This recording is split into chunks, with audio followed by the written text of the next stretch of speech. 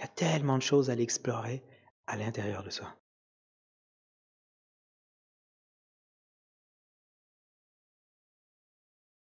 Et c'est la première étape, avant même d'aller rechercher cette paix, cette clarté, cette chaleur.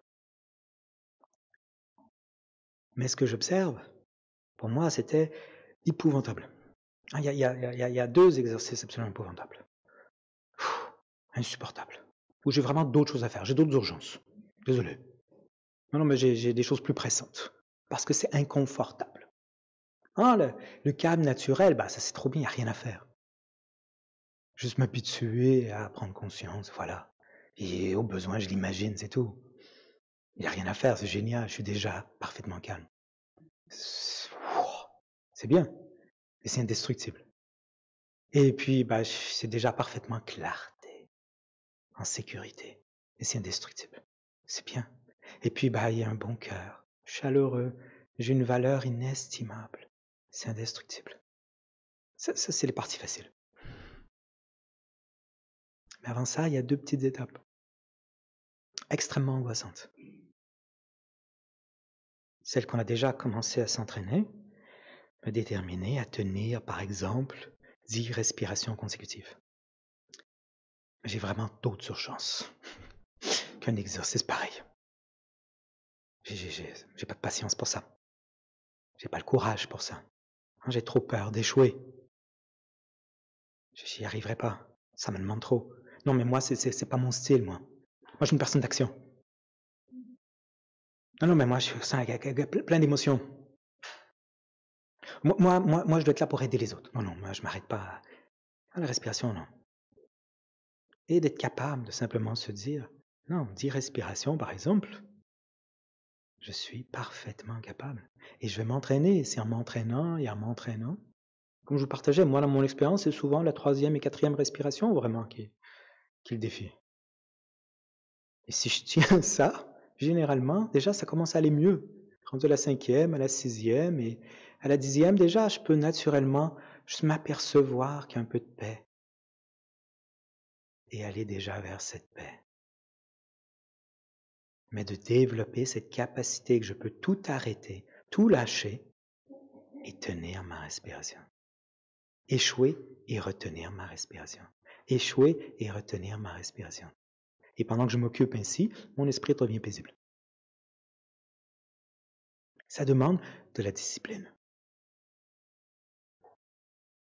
Cette discipline enjouée.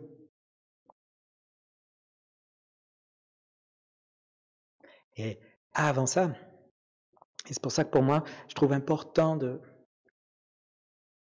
et au centre de thérapie, on le fait dans cet ordre, de simplement au début me lancer à l'étape préliminaire à se concentrer sur la respiration, qui est d'observer l'état de mon esprit. Pour qu'ensuite, quand je me concentre sur la respiration, j'ai quelque chose avec lequel comparer. Mais c'est la panique. J'ai pas envie d'observer l'état de mon esprit. Parce que tout de suite, ça me dit, je suis pas calme, je suis pas satisfait, je suis pas en sécurité. Et avec tout ce que je vois dans mon esprit, j'ai pas de valeur.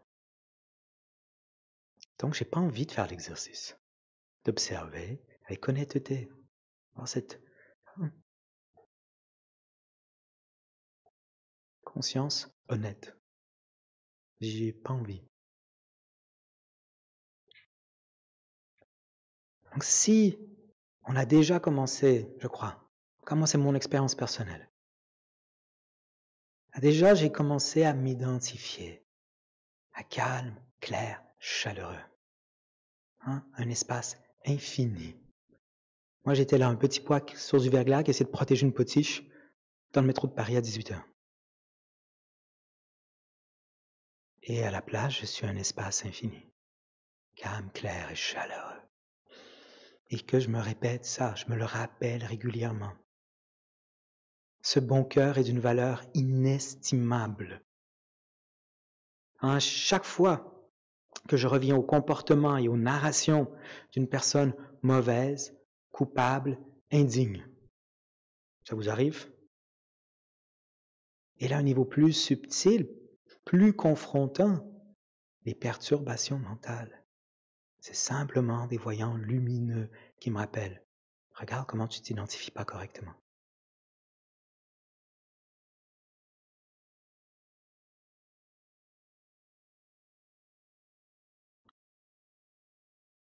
T'es un bon cœur. C'est tout.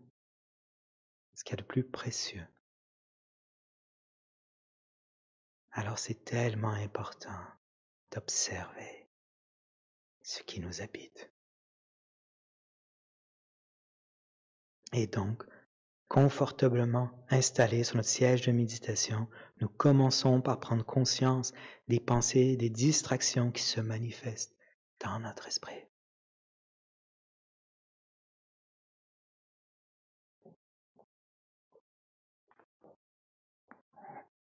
On apprend à comprendre comment comprendre l'esprit.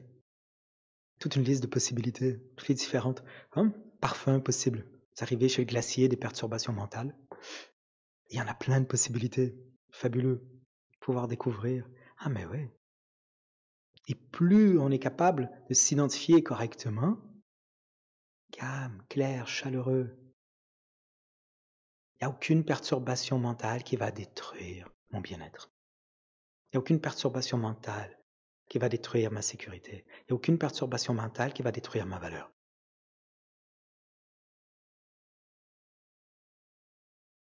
Ils vont juste m'empêcher de pouvoir réaliser mon potentiel. Celui de pouvoir être bénéfique à tous. Donc je veux savoir quelle perturbation mentale est en moi. Je veux voir quelles sont mes pensées, quelles sont mes distractions. Je veux pouvoir bien prendre conscience que juste le fait de m'asseoir confortablement, il y a un inconfort. Parce que je sens quelque chose d'autre de plus pressant alors.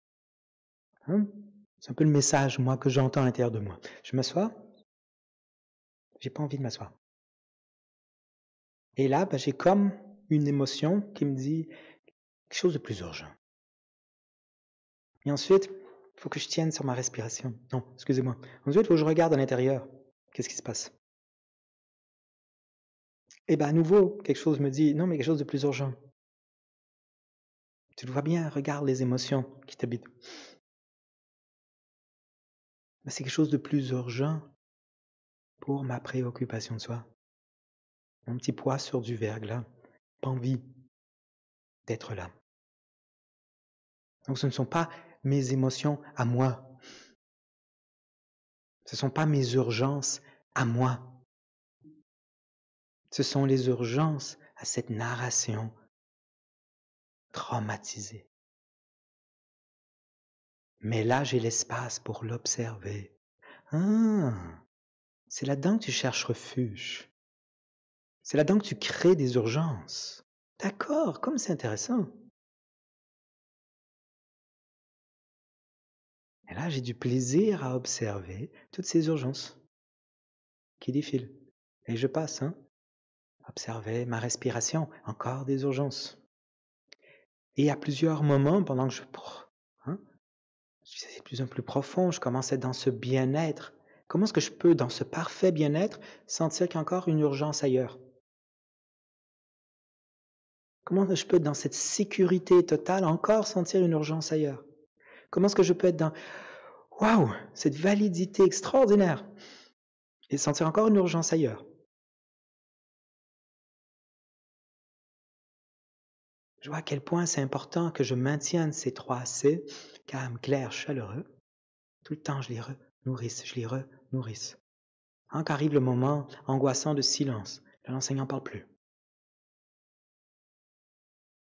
Ça va être combien de minutes?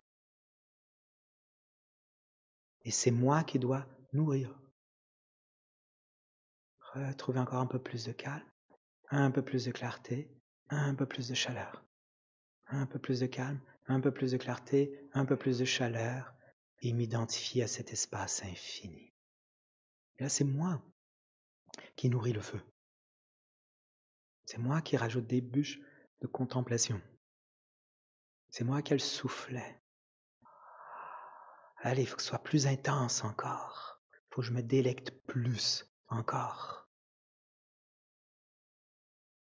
Ah ouais, ça fonctionne. C'est pas simplement fait, elle a arrêté de parler, puis ouais, le feu diminue. Ah, ça me parle pas vraiment. J'ai quelque chose de plus urgent à faire. Non, c'est ce qu'il y a d'urgent pour moi. Si je vois que le feu est encore là, juste le souffler, de me délecter davantage. Si je vois que les flammes ont cessé, que je les braise, je rajoute de la contemplation. Qu'est-ce qui me parle? Qu'est-ce qui change? Qu'est-ce qui fait que je retrouve cette expérience de calme pour moi, cette expérience de clarté pour moi, cette expérience de chaleur pour moi, et que je puisse m'identifier moi. Et cette identification, ça je la maintiens, et je m'assure. Parce qu'au moins ces trois choses sont présentes. Et pour moi, peu importe la méditation du sutra ou du tantra que je vais faire, est-ce que j'ai toujours les trois C? Ou je l'ai oublié en cours de route? Est-ce que c'est encore la bonne identification qui est en train de méditer? Ou je l'oublie en cours de route? Durant la journée, de prendre l'habitude, est-ce que j'ai encore la bonne identification ou je l'oubliais en cours de route? Tout le temps, tout le temps, tout le temps.